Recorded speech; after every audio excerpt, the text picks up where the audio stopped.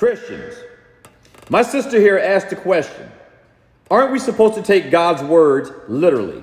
The answer demands an emphatic yes, we do. But let me give you 8 ways in which our Lord speaks. One is historically, where he gives a historical account.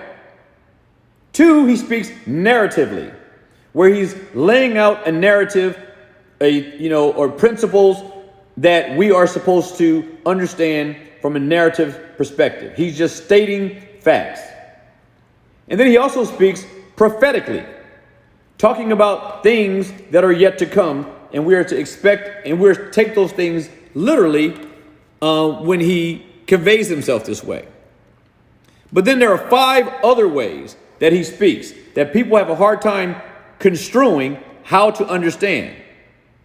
And that is, here are the 5 ways that he may speak in ways that might be misunderstood in terms of how you're supposed to understand them. 1, he speaks analogously. He speaks analogously many times where he is speaking by way of analogy, by comparison. He also speaks symbolically. We see this in almost the entire book of Revelation, many places in Ezekiel, many places in Isaiah and other prophets. He speaks in symbolic terms throughout the scriptures.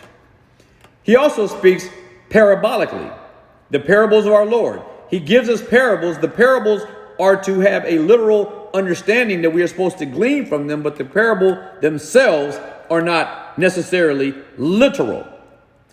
He also speaks metaphorically. He speaks by way of metaphors.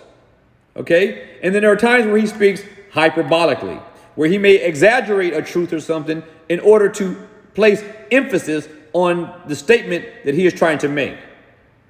It is in these last 5, analogously, symbolically, metaphorically, hyperbolically, and parabolically, that we have to put these ways of speaking in context. We take them literally, but we understand from the context how to take them literally and how to apply them literally.